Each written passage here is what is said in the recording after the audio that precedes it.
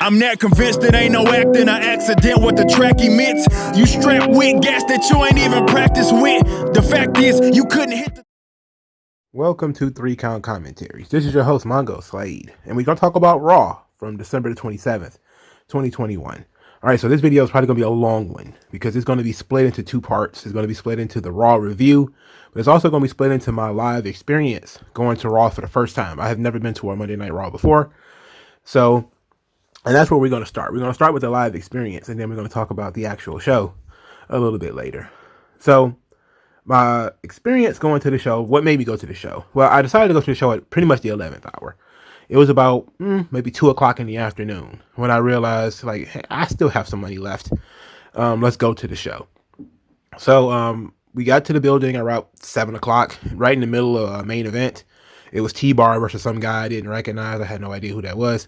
But Little Caesars Arena. So Little Caesars Arena is pretty big on the outside, but it's actually pretty intimate inside. In comparison to Ford Field when I went to WrestleMania 2023, which was massive and you could easily get lost. Like, I still got lost in there, but it was not that big of an arena. You know, it's fairly new too. I think it's been built within the last 5 or 6 years. So it's a pretty good arena. It replaced the Joe Louis. They tore that the most famous building in Detroit next to Cobo Hall. They tore it down recently. So my seats, I was in section 106, seat 18, right in the middle of the row. And I felt like I was packed in like Vienna sausages because there's people on both sides. So I'm just packed in there.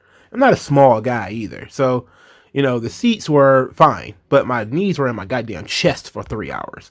And that was awful. So when I got up, I finally stood up at around 10:50 whenever Edge came out there. I kind of jumped to my feet, but that was about it.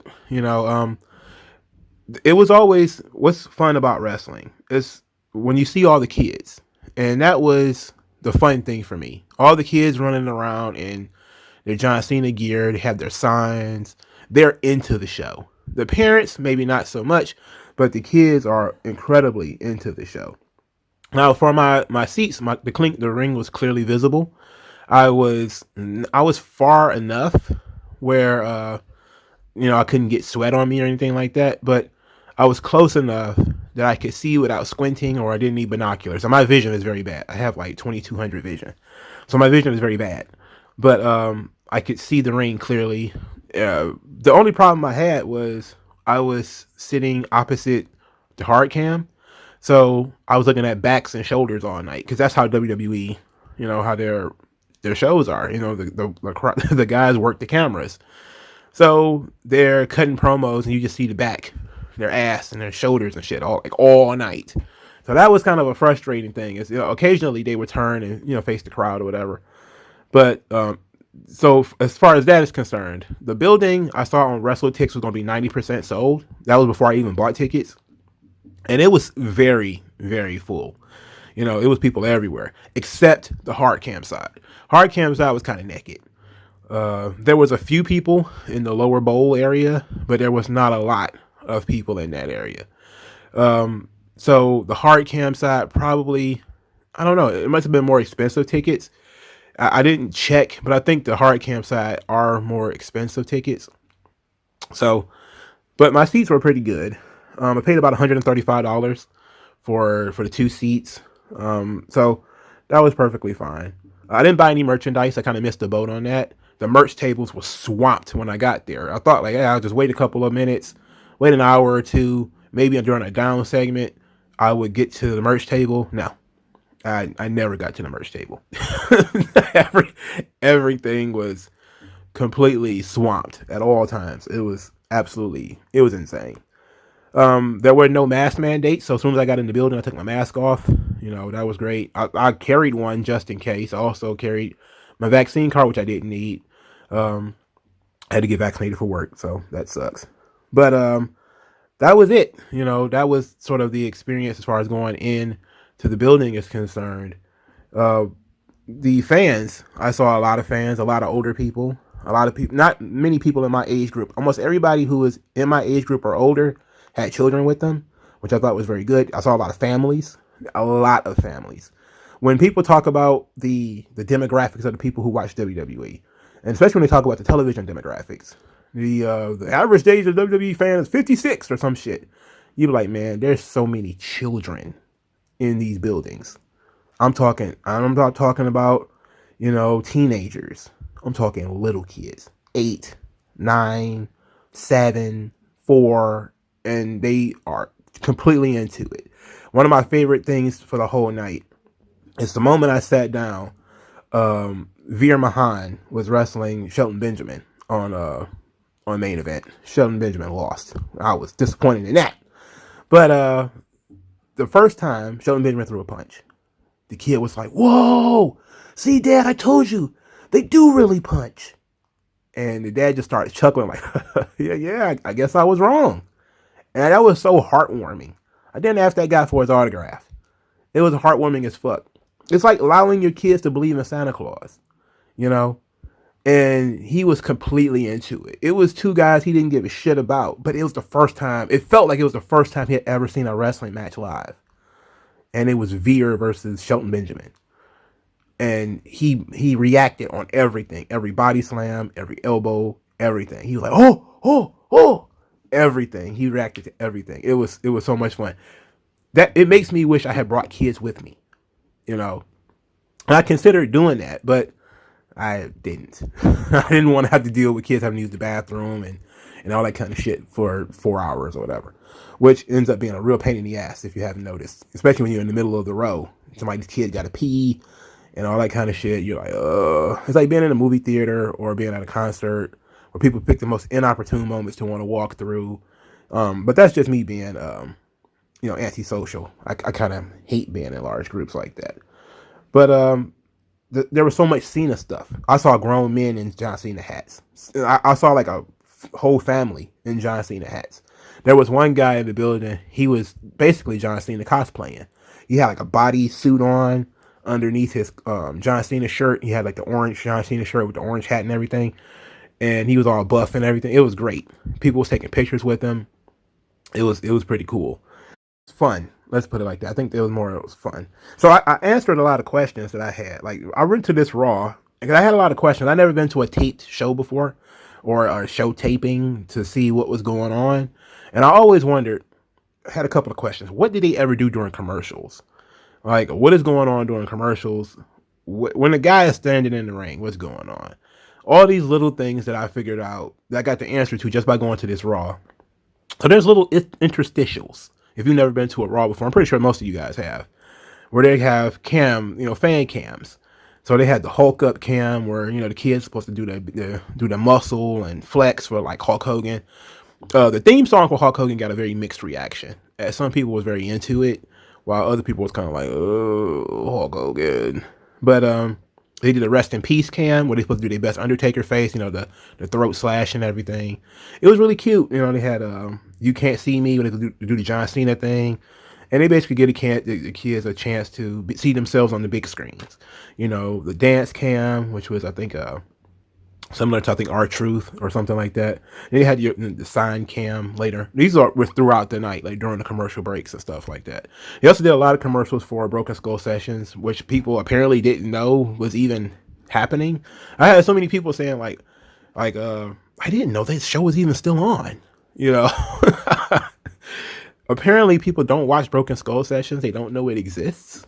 Because there was one, I think it was Mick Foley, where a guy was like, man, that's going to be really good. I was like, that's been out for like a year. That joint is old. I thought it was new. Like that when I saw it, I was like, is that new? Like, did they do a new Broken Skull Session with Bobby Lashley and I didn't know it? But no, it wasn't. It was just new. So the one thing that I learned is there's a lot of downtime, which I didn't really care for. And a guy would come out and then he would stand in the ring and he would just be in the dark. And you think like, the guy's just in the dark. Like, I felt so bad for like AJ Styles right before he cut that promo, he was in the dark. He was just, standing there, like walking around in the dark. Dolph Ziggler is like doing leg workouts in the dark. I'm like, what the hell is going on? Like, just, save it. Don't, let him come out and do his thing. But that was very weird, is that they just come out and just stand around in the dark. I was just like, wow, that's boring. And I think that was supposed to be the time that you supposed to go to the merch table or whatever. But I was like, I don't know, I don't miss anything. So that was a very interesting thing. I got my questions answered on that. The talent seemingly are more over in the building than they come across on TV. There isn't a lot of sustained crowd noise. That's kind of where the TV sweetener comes in, where the crowd noise is sustained over time. But there is a lot of genuine reactions, a lot of surprising genuine reactions too. The only person that I saw that really got almost zero reaction was like Dana Brooke. She got almost no reaction whatsoever. But just about everybody else got something. Even T-Bar, when he worked on Main Event, there were some people who was, into him and into what he was doing. It wasn't a lot, but it was enough, and we were still filing in at that point. But Dana Brooke was the only person that really, from Raw, that really didn't get any real reaction at all. And I think probably Tamina was probably second to not getting any reaction whatsoever. They were the two closest. Even Reggie, he got somewhat of a reaction. The people next to me really liked him. They thought he was pretty cool. His flips and everything, they thought he was nice. They probably saw him on Instagram or something like that. So that was good. Everybody else got pretty much, huge reactions, of course. Rey Mysterio and the Street Profits rocked the joint. Everybody was completely into that. So that was excellent. People were completely into AJ Styles. I don't think it came across on TV, but, and I think that's part of it, is like, they would rather have the sweetener than the real crowd noise, which is very weird, because the real crowd noise was kind of lit for AJ. There was people chanting for him and everything. Same thing with Dolph Ziggler. Dolph Ziggler got a much surprise and reaction in the building than he usually gets on TV. And he was more over than Damien Priest in the building than I would have expected. There was a lot of people who were on the Dolph train, which I'm not surprised at, considering he's been around since like 2009 or 2008 or something like that, maybe in 2007. But a lot more people was into Dolph than I really would have considered. Grayson Waller got a pretty good reaction when he got booed. He got booed out of the building. Him and The Miz probably got the most boos. Chad Gable was actually surprisingly over too when it comes to reactions. Now, they didn't really react to the music striking, but when Chad Gable started to talk, and he started talking about, having a master's degree and people booing education, and like, yeah, people were really into that. There was a lot of people who were really booing him. So he got a pretty good reaction. I was surprised by the amount of people who cared about Chad Gable. I was surprised by how Dolph Ziggler was over. I was surprised at the lack of response for Damien Priest. It's not that people didn't like him. It's that, I think that they just liked Dolph more. And people were trying to strike up the dueling chant, like, let's go Priest, let's go Dolph. But it was seemingly more Dolph in the building. And of course, the disqualification pissed a lot of people off. We started losing people around 10:30. Around 10:30, folks were like, all right, they started filing out, and it was like families were leaving. So like, it would be like mom, dad, 3 kids or whatever on their way out. So at around 10:30 to 10:45, you started seeing people sort of file out of the building. Not a lot, but enough to make a visible difference in the crowd. It wasn't like empty in the building or anything like that. But you could start seeing people, maybe I would say about like 200 people, 300 maybe, as they were setting up the wedding segment. There were people who kind of like, all right, it is what it is, time to go out. It's 10 o'clock on a Monday, so about 10:30 we started losing people. About 10:45 we lost a couple of more people. This was like in the middle of the Miz and Maurice segment.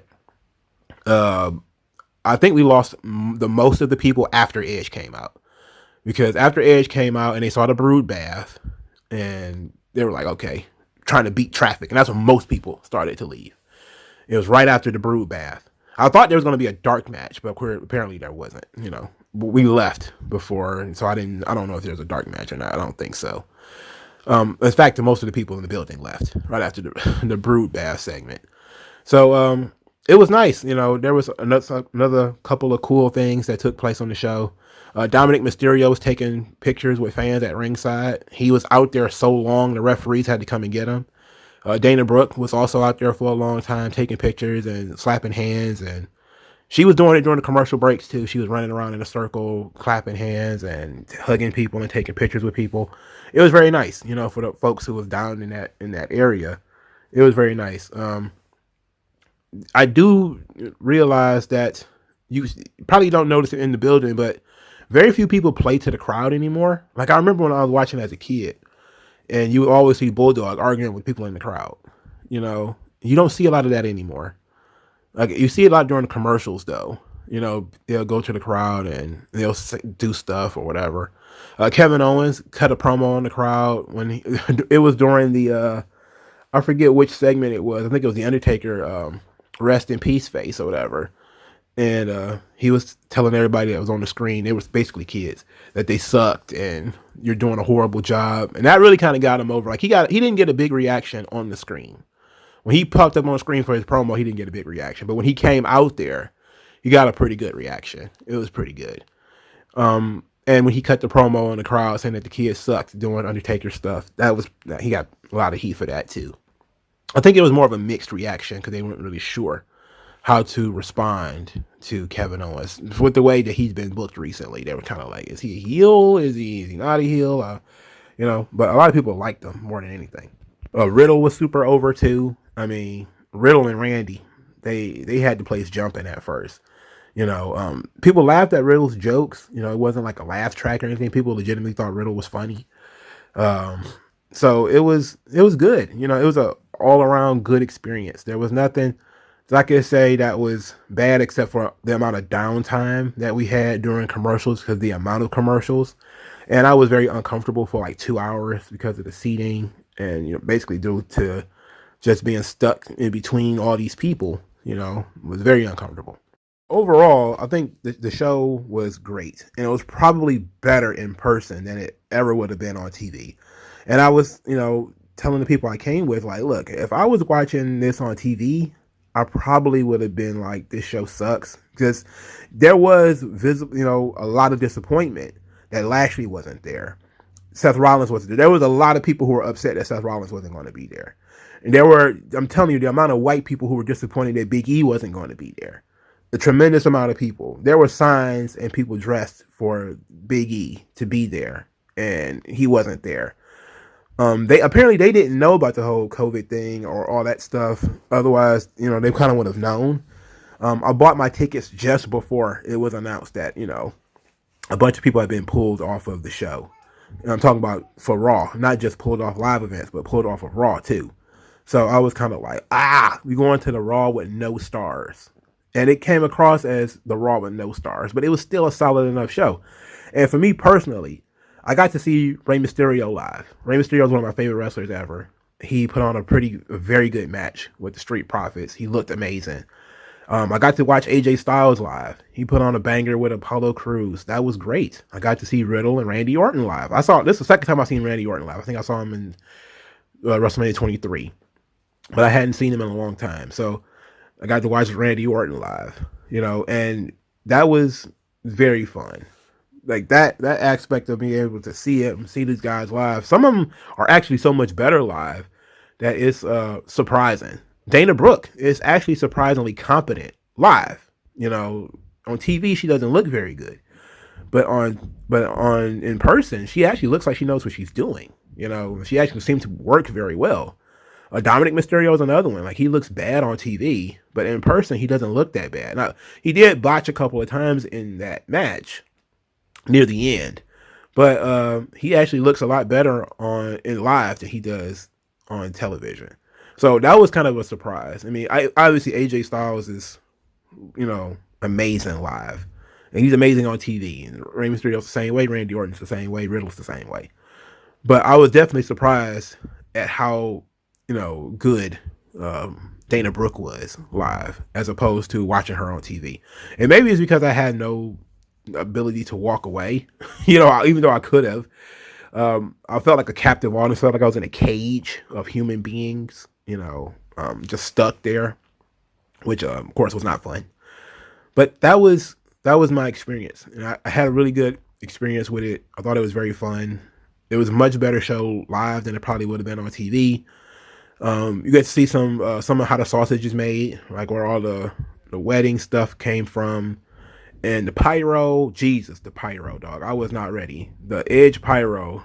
I was standing up, and I forgot about the whole thing. Like I forgot Edge's entrance, because when the energy is in there, and it's like swirling around, you kind of get wrapped up in it. Because me and a bunch of just about everybody else stood up for Edge's entrance. And then as he did the signal and the pyro went off, I dropped my phone. I was like, shit.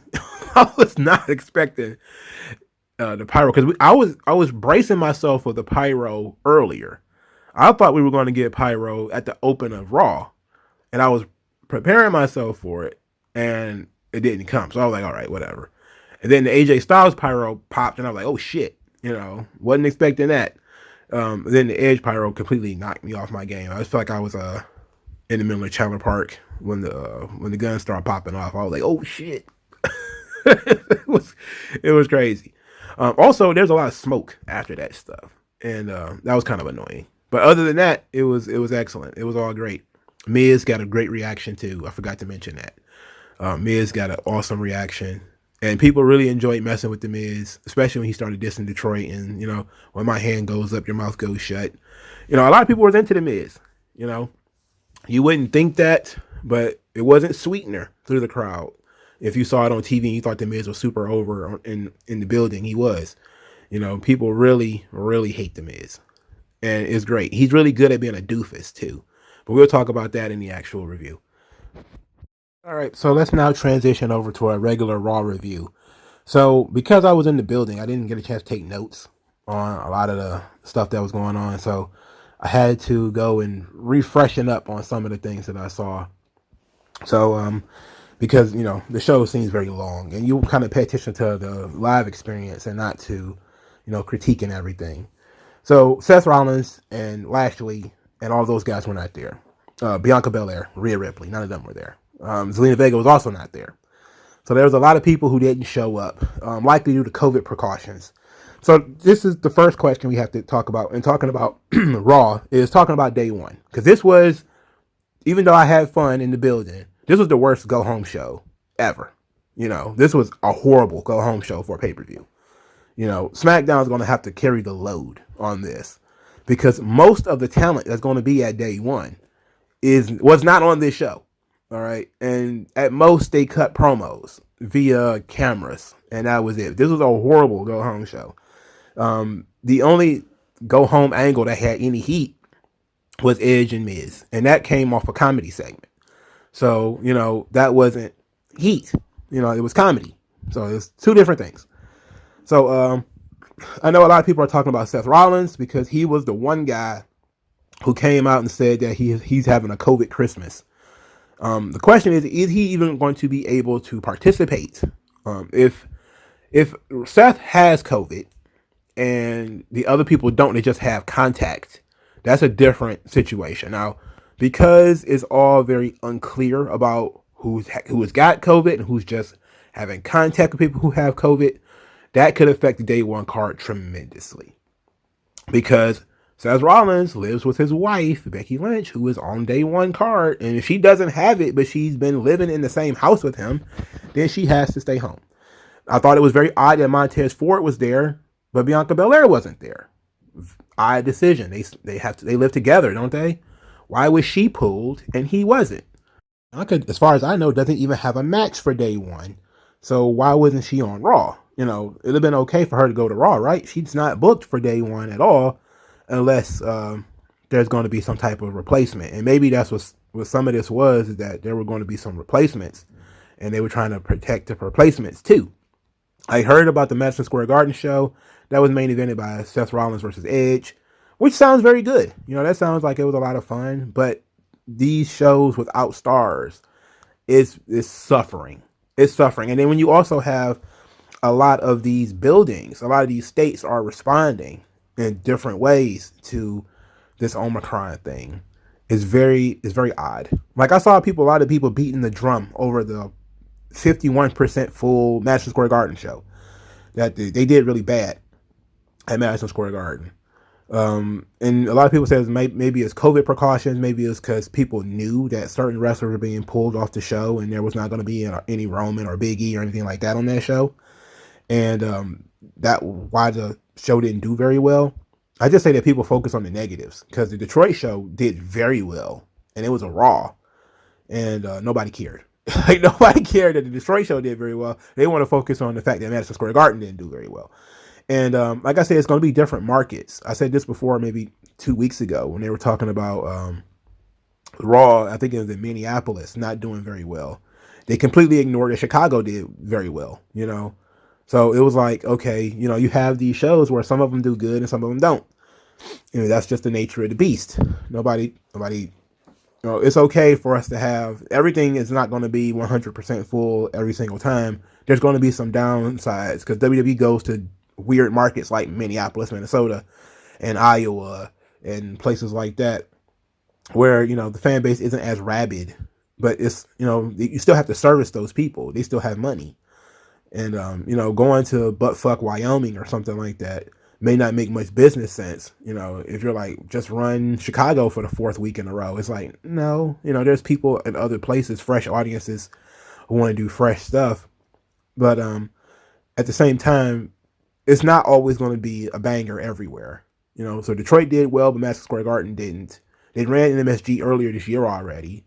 Then they had all the COVID pullouts and all that kind of stuff. So it really kind of asks the question of how day one is going to do. You know, I don't know what the building's looking like. WrestleTix, I didn't check them for day one. I'm guessing it's probably going to be, I guess it's respectable, but probably not going to be full. And it's probably likely due to the amount of people being pulled from the shows. Now, day one is likely to go off without a hitch. We're all assuming that everybody who's booked for day one is going to show up for day one. WWE is known for, hey, we're going to continue promoting this as if it's going to occur, and it's not going to occur. Like they did with Sasha Banks and Bianca Belair. They continue to promote that match up until bell time. And I'm talking not bell time for that pay-per-view. I'm talking bell time for that match. They showed a video package for Sasha Banks versus Bianca Belair. And then, oh, Sasha Banks won't be here. That was bullshit.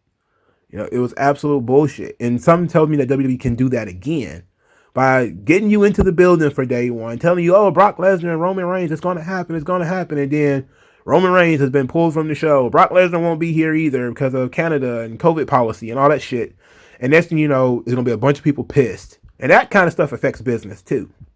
Because that's bait and switch. You know, if these people are not going to be there, you need to tell people well in advance. You need to put out some kind of guidance or some kind of statement saying these people will be at day one, period. They will be there. And if, you know, they're not going to be there, tell people 2-3 days in advance. So they had an opportunity to sell their tickets or whatever like that. If they, you know, if they really don't want to go because they really want to see Brock and Roman, but Roman can't be there. Even if you're going to replace Brock or Roman with somebody else and Brock is still going to show up, but maybe he's going to wrestle, I don't know, Paul Heyman or some shit, let's just say. Then you still need to tell people so that they can make, you know, an informed decision. You should not be taking people's decisions away from them. But assuming, of course, everybody is out for COVID. It might just be a situation where it's precautions. All right, let's say it's precautions, and the only person who does have COVID confirmed is Seth Rollins. All right, so then we go from triple threat to fatal four-way. I mean, from fatal four-way to triple threat, which is what it was originally. Actually, what it was originally was Seth Rollins versus Big E. So you can replace Seth Rollins with somebody else if you wanted to. You could also just go with the triple threat idea, and I'm guessing Seth Rollins wasn't going to win the belt. So you could have the same finish if you were going to have that, just minus Seth Rollins, have a different match. So that's fine. I just think that, you know, your house shows, they probably should just kind of cancel the house shows from now until day one. At least get day one done and then worry about house shows. Cancel all the house shows because you're really just going to be losing money on all of those. You know, people are going to not go if they know that, you know, half the fucking roster is not going to be there. They're not gonna. The Detroit show was pretty much sold before that. The announcements, and I'm pretty sure the tickets for MSG they probably did very well at the start, and then they got hit with the people who weren't going to be there, and that probably suffered a lot too. So if they're not going to show up, either come make an adjustment where you can replace Seth Rollins, maybe have Randy Orton work 2 matches. Nobody's going to be upset if you put Randy Orton in the main event just to have the fatal 4-way that you said you were going to have. And Randy goes in there and takes the pin. And either you want to work it into his storyline where maybe Riddle is the reason he loses, then that's fine too. But the bottom line is you can't have nothing. It shouldn't be an all or nothing proposition. It should be, if you need to make adjustments, make your adjustments. So Seth Rollins having COVID, or specifically having COVID, very interesting. See how they're going to respond to that. But my guess is they just pull him from the show. But then also you have to ask, are they going to pull Becky Lynch too? Because does that mean that's 2 matches pulled? If Seth confirmed to have COVID, then Becky can't go. So we're in a situation where Liv and Becky gets pushed to another show, likely a Raw. Because I don't know how much time is between Day 1 and Royal Rumble. So maybe you push that to Raw. And maybe you just have Seth Rollins versus the WWE champion because he's owed a title shot. Have that on Raw too, which is all very well and good. Much better than Day 1 anyway. And it's a one-on-one match, which I prefer. But it's without knowing who has been confirmed for having COVID and who isn't. It's hard to tell what's going on for that aspect. But this was a completely starless Raw. It's like a starless night. People still managed to have fun, but there were no stars on the show. All right, so let's finally get into the show after that. So, RK Bro. So Riddle is in the ring. Riddle talks about, how he went to focus up and he started turning green, and how he started growing scales, and Randy told him to go to the doctor. so this was pretty funny. They spent a couple of minutes cracking jokes and having fun. Randy said that Otis is un-RKOable because he has no neck, which was excellent. Master Gable came out there and said that he has achieved his master's degree. He's taught Otis everything he knows, that he's an Olympian.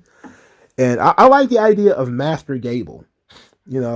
Master Chad Gable. Why wouldn't we call him the Master Chad Gable and give him a push? After being, I can't help but talk about being in actual arena. The reaction for him was very good. And everything he's saying is legitimate. So it's not a gimmick. He really is an Olympian. He really does have his master's degree. There's so much to work with. Him being short shouldn't matter because he's legit. That's the Kurt Angle effect all over again. Him being short shouldn't matter because he's legit. He can legit tangle dudes and knots if he wanted to. So, in any event, Riddle challenged him to a match. They had the match. The match was very good. Riddle versus Chad Gable. Riddle wins with the floating bro. Huge reaction for the floating bro. Everybody loves that. After the match, Riddle is attacked by Otis, which leads into the Otis-Randy Orton match, which was fine. It was pretty good. Randy goes for the RKO, gets countered. Later in the match, the hanging DDT on the ropes, monster reaction for that joint. Everyone loves the hanging DDT. So when Randy finally hits the RKO, big reaction, 1, 2, 3, Randy wins. Now Riddle wants to give him his present. Riddle has a present for Randy, and it's a gigantic big hug. And everyone's looking like, Randy, do it, Randy. Give Riddle the hug, Randy. And I thought this was a very important character moment, because I've been saying for like the past 2 or 3 weeks that Randy needs to start buying in. That in order for the turn to work, Randy needs to buy in at some point. And then he finally did it. He hugged Riddle. Riddle didn't hug him. He hugged Riddle. And they were joyfully hugging in the middle of the ring. Randy teased doing the RKO and then was like, gotcha. And Riddle's like, oh, you sly dog, you did get me. That was a nice tease. And eventually it will be real. Everybody knows it's coming.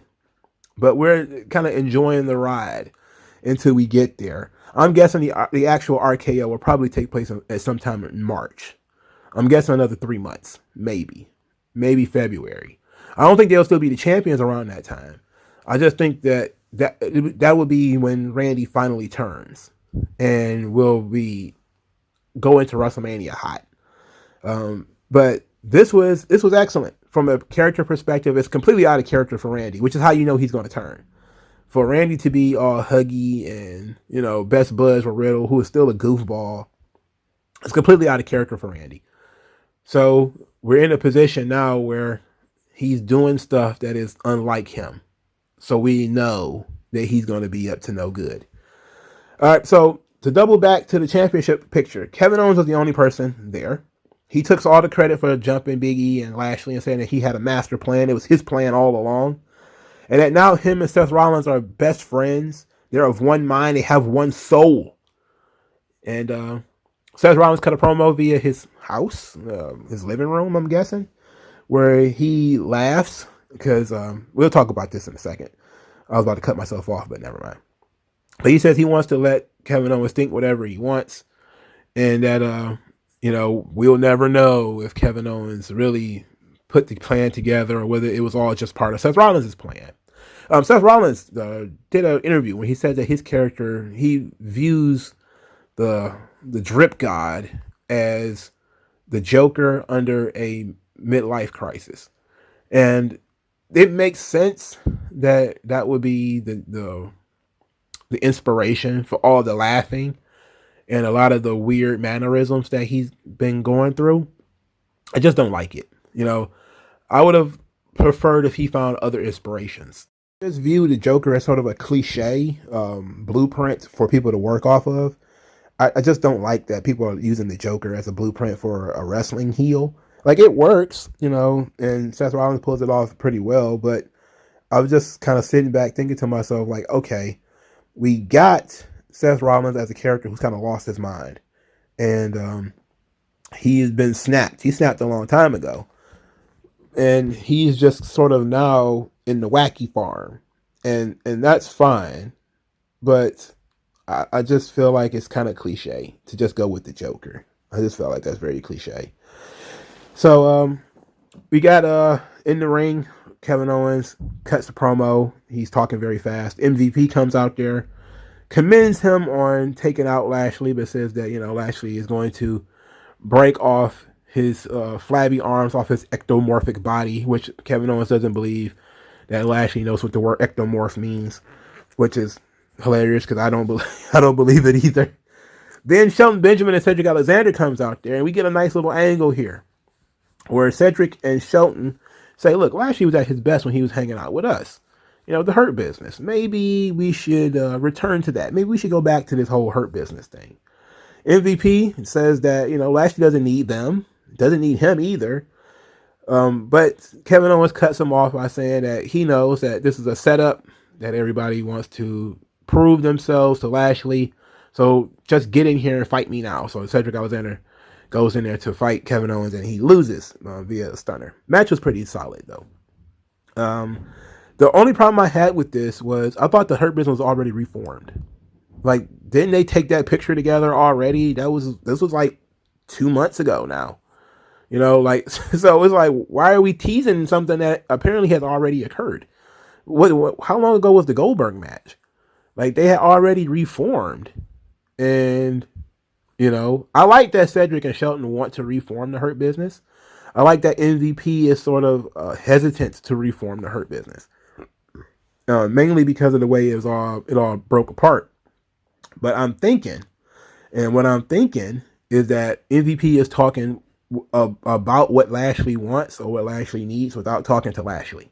So MVP might be overstepping his boundaries a little bit. Also, Cedric lost, and then Shelton got stunned after the match too. So they haven't improved. They haven't been able to prove themselves.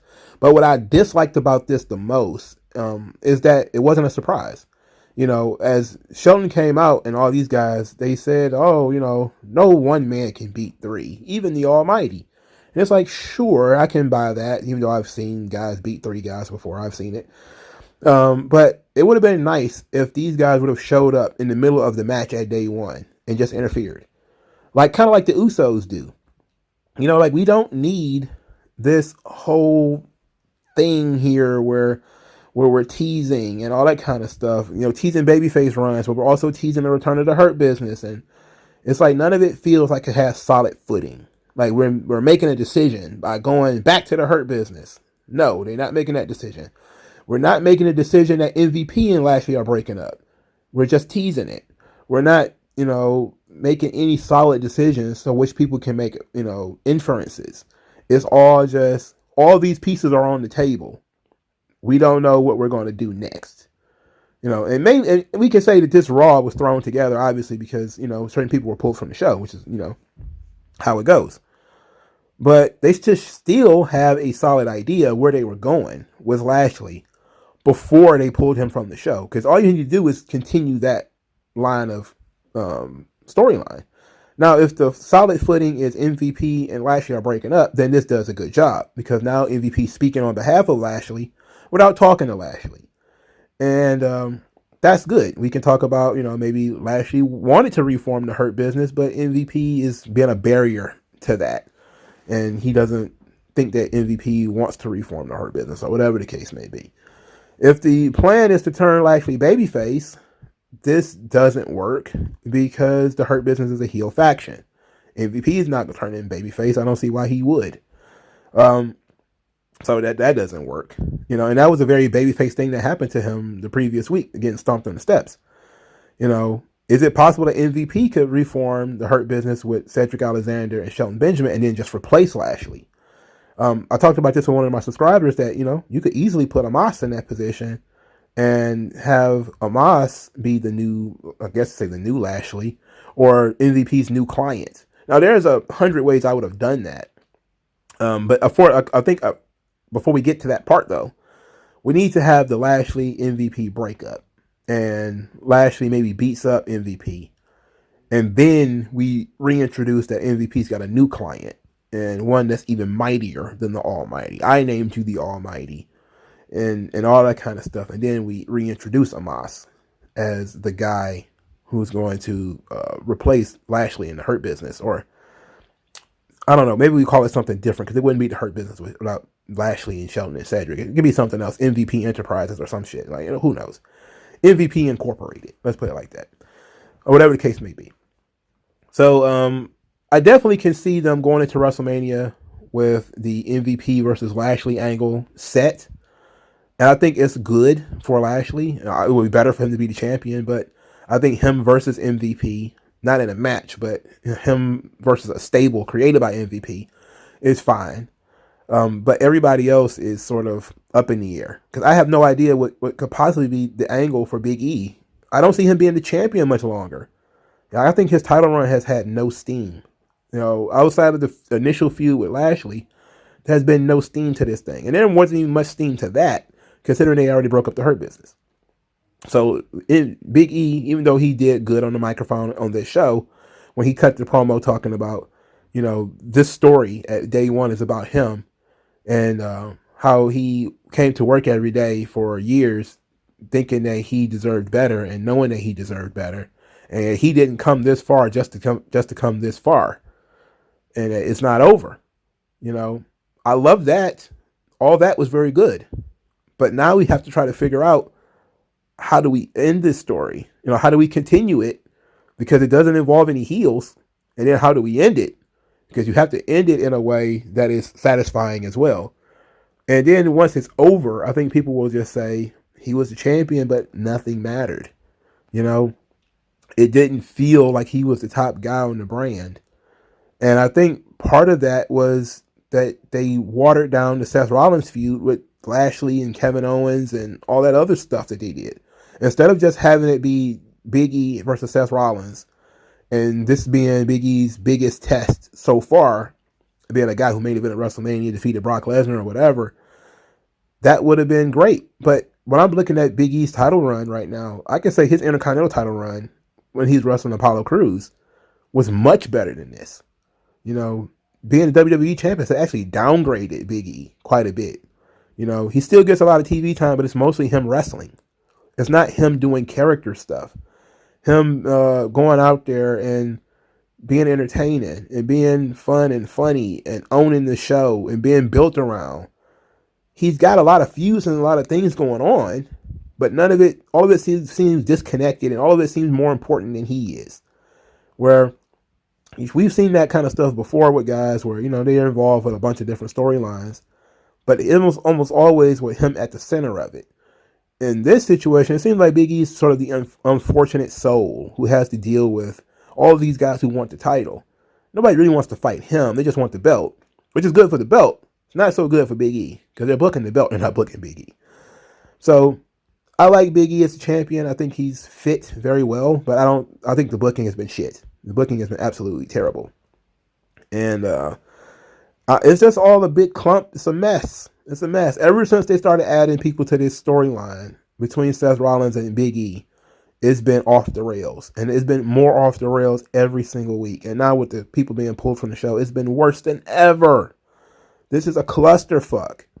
And it's the only clear way out is for Big E to win and to end up wrestling one of these guys or all of these guys one-on-one. So Kevin Owens continues to talk about winning the WWE Championship. He keeps doing the countdown, 16 days from I win the title and you can rejoice.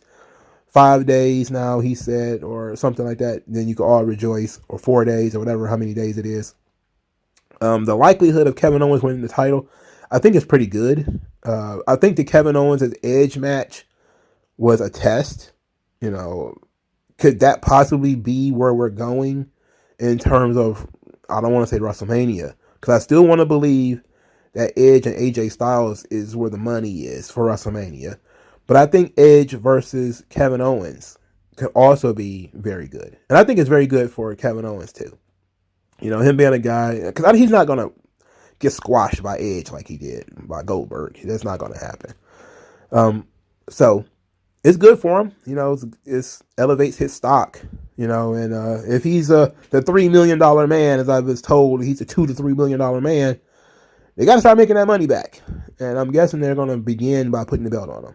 I still believe that if, when it comes down to it, that Kevin Owens is more likely to win than he is to lose in this situation. I just wish that he had some heat. He's been a comedic heel, and I don't like that. I think there's too many of those in the business right now. There's too many comedic heels, and his promo style is very comedic as well, with him doing a lot of jokes and stuff like that. Instead of being the bruiser that works, which we know works, because it worked in NXT, and it worked in his early days in WWE. But him now being sort of this motor mouth, I don't want to call it, comedy sidekick to Seth Rollins.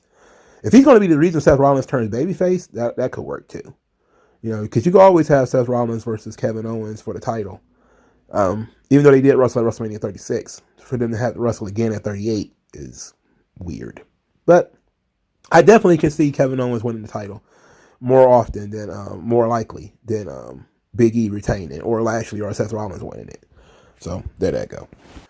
Reggie and Dana Brooke defeated Truth and Tamina after the match. Tamina was pissed at R-Truth, who she warned before the match not to cost her this match. He ended up getting pinned by Reggie, and she tried to attack R-Truth, and he ducked her. Then she tried to attack Dana Brooke and Reggie, and they both ducked her too. So Tamina ended up looking like a complete goof after all of this, because she tried to rage out on everybody and missed and failed to rage out on anybody. So 24/7 title situation. Of course, we're just building up to the Reggie turning on Dana and stealing the belt from her, which is fine. That's cool. I also like that Reggie actually has wrestling gear now. Thank you, Reggie, for finally getting wrestling gear. I don't know. Maybe the checks finally started coming in. AJ Styles appeared, and he mocked Amos for not showing up, saying that Amos was scared. Then he, of course, talked about teaching Amos everything that he knows, and Amos is a man with a lot of potential, but he's got a lot to learn. He's going to have to pay his dues, and he's going to have to pay dues to him. Grayson Waller starts being real obnoxious and yelling from the crowd. AJ Styles called him to get in the ring. Grayson Waller did so with a microphone. Waller says that, hey, all I had to do was get under the skin of this WWE superstar, and now he's begging me to share the ring with him. And I thought that was very annoying. That was very good. AJ Styles told him that this is the ring where stars are made, and Grayson Waller is not a star. But he wants to introduce him, show him around the place. Throw him against the barricades, show him the announce table, give him a phenomenal forearm for being a douchebag. I like this segment. I thought this segment was great. Grayson Waller is the guy who they're trying their best to get spotlight on him. And this is a good start. This is a good start. Him feuding with AJ Styles is very good. Great for Grayson Waller's career. AJ Styles is also in the middle of several different feuds, and it does also seem very strange that he's in that mid zone where he's feuding with Grayson Waller and he's feuding with Amos. Of course, the Amos feud has got to the point of fisticuffs, while the Grayson Waller feud has not gotten that far yet. They're still planting the seeds for, I'm guessing, some future conflict between the two. Grayson Waller looks like a complete beach bum, like he hangs around the bars of Miami with those little drinks with umbrellas in them, like he drinks coconut water and stuff like that. He just looks awful with this pink leopard print shirt. It was the shits. All right, so he gets shuffled out as Apollo Crews comes in, because Apollo Crews and his commanders he for some reason has a problem with Apollo Crews has a problem with AJ Styles because his pairing with Amos was very similar to the pairing of Cruz and Aziz, and that, but his monster is still there, his giant is still there, and Aziz wants to fight AJ Styles. They get in the ring, then Apollo Crews changes his mind, decides he wants to fight AJ Styles himself. Reasons unknown. Then they have the match. Apollo Crews loses. It was a very good match, but Apollo Crews lost.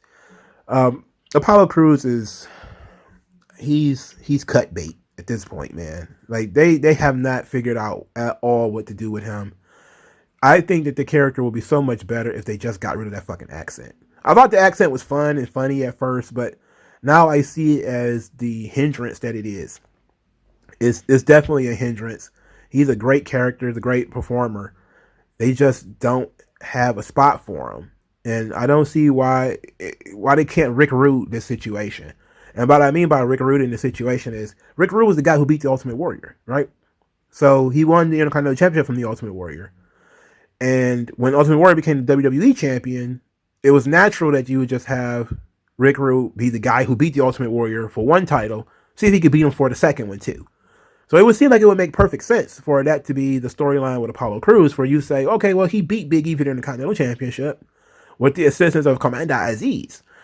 So then why wouldn't he wrestle for the WWE title, knowing that he already beat the WWE champion and that he can beat him and win titles from him in the Nigerian drum fight or something like that, whatever it was at WrestleMania? Why wouldn't we go back to that? It seemed like a natural fit, at least for a little while, because Big E doesn't have a storyline. There's no storyline. He has feuds, but what real angles does he have for himself? It's like nothing. Everything involves, Kevin Owens and Lashley and Seth Rollins and all those guys. He needs something that is personal to him to occur on the show to really solidify his title run, but it hasn't occurred yet. And I feel like Apollo Crews is a guy that really, it would have been a natural fit to run that back, but whatever, WWE on WWE. In the next segment, we got Nikki Ash, who looked a little bit perturbed that Rhea Ripley had won her match without her, and she was trying to rationalize it to herself, saying that Rhea is great, but she feels like she aided Rhea Ripley just a little bit in inspiring Rhea to win the match by her positive energy and everything she's been trying to do. And then says that also Rhea's pep talks have been inspiring her. It made her feel good. It made her feel better about herself. And said that they are officially challenging Carmella and Zelina Vega for the tag team championship. So I'm like, oh boy. Oh, here we go again. Carmella then cut a promo later. And, oh boy. Carmella's wearing a lot of makeup. She was wearing a lot of makeup. Anyway, Carmella cut a promo, and her promo made a lot of sense. She says that it's a tag team match, and eventually Nikki will have to tag in. And when she does, Nikki's going to lose like she always does. Because Nikki is almost a superhero. She's almost a credible tag team partner, but almost ain't good enough. So they accept. She accepts on behalf of Zelina Vega. And I was like, okay. So I'm guessing that we've got to have another tag team breakup when Rhea and Nikki lose. You can see in Nikki's character that she is struggling. I don't know if it's her personally, but it seems like the character is really struggling to maintain her positivity. And I think another loss, being the final one, I don't know how many she's had so far, but I think another one finally breaks her. And that would be for the best. The quicker we can get Rhea Ripley out of this thing with Nikki Ash, we don't need to reinforce their friendship. That's what winning the tag team titles would be. It would be reinforcing the friendship between the two of them. We need to break them the fuck up because we want Rhea Ripley to actually go and do something. Especially, I definitely want to see her wrestle Becky Lynch. So, yeah, trample on Nikki, step on Liv. I know everybody likes Liv, but Liv can get the fuck out of here. And so we can get Becky and Rhea, which I think is the match everybody wants. And it's far more interesting than any other match that they could possibly have on this show, with the exception of another Ripley or Bianca and Becky. There's only 3 credible women as far as champions are concerned on Raw. It's only 3. Doudrop is kind of out of that list now that she's been beaten so many times by Bianca Belair. She needs to be rehabbed. But since WWE doesn't do squash matches, which is stupid because you have so much downtime, why not have a 2-minute squash match where Doudrop beats some local competitor and squashes on 1, 2, 3 in 15 seconds in order to re-get her heat? It seems like it would make a lot of sense instead of trying to force these quote-unquote star versus star matches. And then one of the stars is like Apollo Crews, who hasn't been on TV in a month and not doing anything, which is, it's all very strange. It's all very strange. So, they're going to get in a tag team championship match. They need to spice that thing up. It needs to be different. And I don't know how, because I would say, a ladder match, but doing that would, kind of destroy the story, because the story is if Nikki tags in, Nikki's going to lose. So it has to be some type of situation where Nikki has to lose. Now, I liked an idea of, I think I heard somebody did a captain's match once, where, this is kind of like an idea that I had. I forget what it's called, but if the only way to win is to pin the captain. I forget what kind of wrestling show it was that had this. It was like a 10-man tag, but it could only end when the captain is pinned. So, of course, the argument then is why would you ever tag the captain in if you're the only person who can get pinned? But it was fun from what I saw. So why not do something like that, where it's a captain's match and only the captains can get pinned? So then, of course, you could just say you have to pin Rhea in order for them to win. That would put the heels in a weird position, So, but it's just a little idea outside of them just having another tag team match. Just because they've had nothing but tag team matches thus far in singles matches that Nikki keeps losing. But it's fine. I just want this thing to be over with so Rhea Ripley can move on and we can do something else with Nikki. I don't know what. Maybe Alexa Bliss will be back soon. I don't know. At this point, dog, who cares? Damien Priest was defeated by Dolph Ziggler by disqualification, of course. Robert Roode didn't even have to interfere this time. This time, Damien Priest, who cut a promo earlier about, his dark side, Damien, coming out when he's disrespected. So Dolph disrespected him, shoving him in the face, smacked him. Damien Priest really sold it. The crowd really got behind Damien Priest when he got smacked. They were like, oh, because, you could tell through the facial expressions, it's about to get real. So he beat the crap out of Dolph, just beat him all over the place. Referee threw the match out. Disappointing, of course. The match was going very well up to that point. Damien Priest is a guy who seemed to have a lot of momentum earlier. He still hasn't lost a lot of matches, but all of his matches have been disqualification losses. I think he lost via pinfall. Never, but I think his partner got pinned in a tag team match. But all of Damian Priest's singles losses have been disqualifications because he's lost his cool. And it is coming across a little bit like a heel turn because the crowd is booing all the finishes to his fucking matches. They're not cheering that he's losing his mind and beating the shit out of this heel. They're booing that he didn't beat the heel.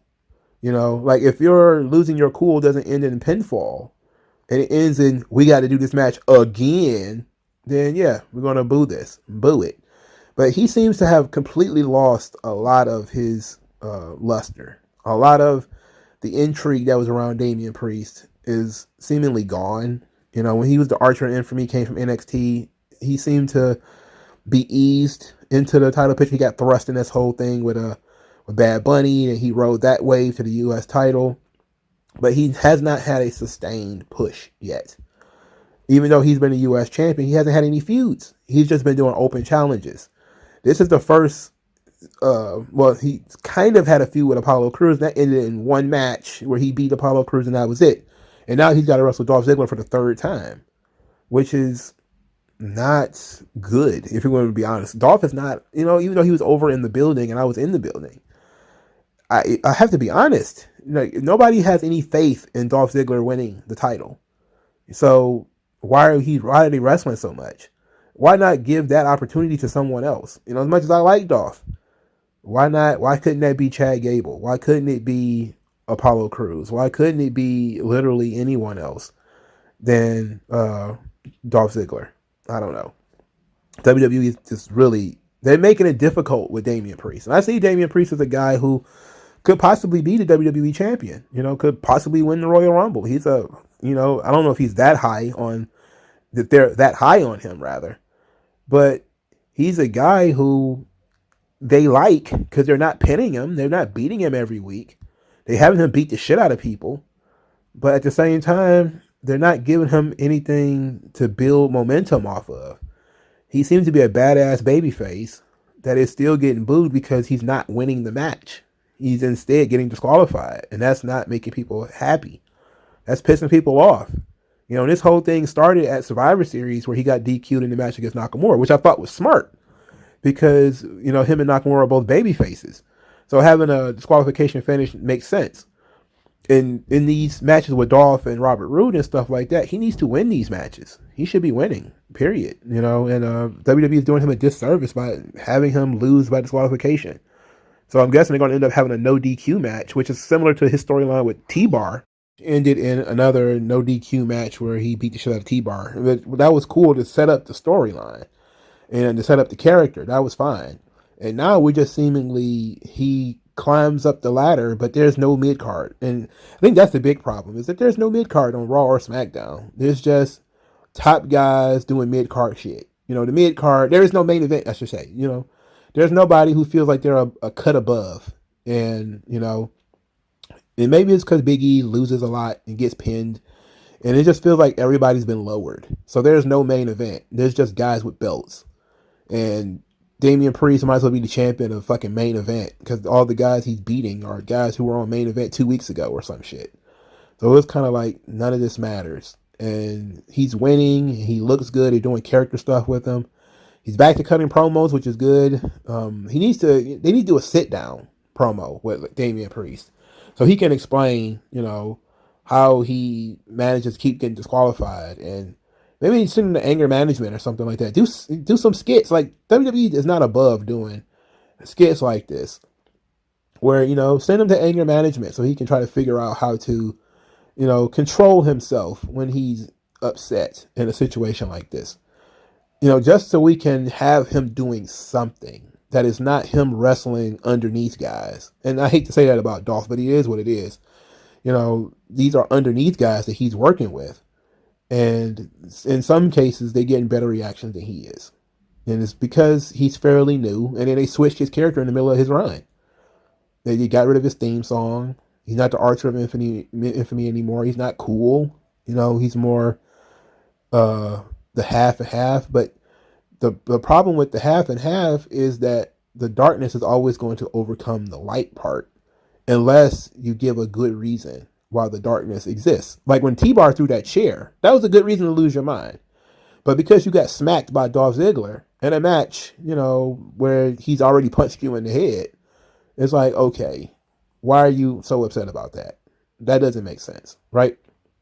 So it's not working for me, dog. They got to do something better with this guy. They got to do something more.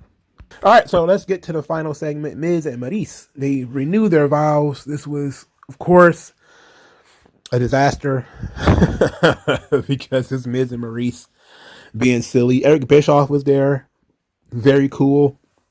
A little nod back to the SmackDown wedding segment. There was no parade of people out there for this segment. Usually for these weddings, there's like large groups of people, like the NXT wedding, when there's a bunch of people standing there watching. That's what I missed. I think this segment could have used that. Some people just sitting on the stage in suits. Maybe everybody should have been wearing like a white suit or whatever, to do the vows. And then everybody gets covered in black sludge. Like, that would have been cool. But Miz is being a doofus.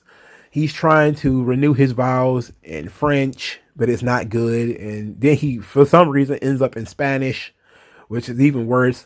Of course, we noticed that he slipped on the stairs on his way up, which was hilarious. And he played it off very well, too. By, the commentators said that it was nerves. It was nerves. I actually went back and looked at bits and pieces of this segment because I wanted to see how they reacted to him almost falling in the ring. So the audience was great for this segment. The Miz was excellent. He cut heel promo, but again, this is all comedy. Edge comes out there. He teases Beth Phoenix, says that the Miz embarrassed him, Maryse embarrassed him, and he's going to embarrass them before day one. And he's going to beat his ass, but first he wants to embarrass him. And, he teased that Beth Phoenix was going to come out there.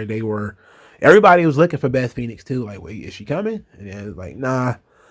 Then they did the Brood thing, which is nice. It was a nice touch. It actually fit the character and fit the storyline at the time. As Miz was cutting the promo, talking about, maybe old Edge would have beat his ass and beat him up, and maybe he would have had a problem with old Edge. But this new Edge, who gets blown up during his own intro because he's breathing very hard in that microphone, he cannot, meet the standards that I've set. This new Edge can't hang with the Miz. And so they go back to the old Edge with the Brood music and the bloodbath and everything, setting up that maybe we get some more Brood Edge stuff at day one. So that ought to be fun. I'm still looking forward to this match. It's still fun, but the heat is gone. They started with heat and then it became comedy because it's the Miz. I really would have preferred if we stuck with heat. That's just me personally. I think we should always stick with it being as filled with as much legitimate heat as possible, and blowing off a lot of heat with comedy doesn't do it for me. It's stupid. It's a silly segment. The Miz is a doofus. His wife is a doofus, but Maryse is at least beautiful. Like, she has that very, very low cut top on, and she has the key, which is right there in the middle of her breasts. So if you want to look at her jewelry, you have to look at her titties. She's got great tits, by the way. So, I love Maryse. She's great. She adds a lot to The Miz. The Miz is great when she's around, but just came across as too silly for me to be the last segment of Raw. If they would have done this at 8:30 or something like that, it would have been great, and it ended hot to a hard sell for the pay-per-view. That would have been better, but they couldn't because there was nobody there. So we had to end with the Miz and Edge and the bloodbath, the Brood bath rather, and it was fine. They were wearing white, so they were covered in. It looked like they were covered in ink. The Miz, slipped in the stuff because you always have to slip in any liquid that's in the ring. Maryse cried and screamed. It was great. It was a great visual. Great segment. Not a great segment, though, because I think it went on a little too long. But The Miz was very good, antagonizing the crowd, and making everything feel like we need to have this be broken up And I think that the wedding segment or the renewal of the vows makes sense considering they were teasing that they were going to separate 2 or 3 weeks ago. So it was like, okay, he used his wife as a shield. She was upset about it. Then she complained the week after that. So now they're going to be like, we're going to renew our vows to show people that we're not in any way going after one another. We're together forever. Of course, we could have done without that, but whatever.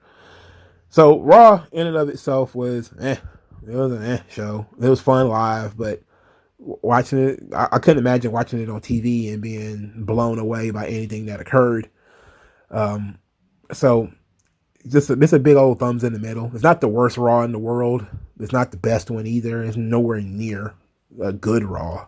It was just kind of like out of a 10, it was probably a 4.5, And there have been Raws that have been absolute zeros that I don't even see I could have sat through them live. But it was about a 4.5. Some good matches, Riddle and Gable, Apollo Crews and Styles. I like the Styles Grayson Waller segment. I thought that was fun. I don't see why we needed Apollo Crews to interrupt in that segment. The Mysterios and the Street Profits, they had a banger, absolute banger. I love that match. That match was very good. The Mysterios still aren't showing any signs of breaking up, which I thought was going to happen on this show, but they didn't do it. I'm guessing they're still saving that. It's coming, though. They're going to end up breaking up a lot of these tag teams, breaking up a lot of these manager-client relationships. You can see a lot of that stuff coming. Because, around WrestleMania, it's time to start doing stuff with some heat. But WWE is just drowning itself in comedy. It's just comedy all around. It's just too much. It's way too much. But let me know what you guys think in the comment section below. Like this video, share this video, subscribe to the channel, donate to the channel. Thank you guys for your time. I'll talk to you guys later.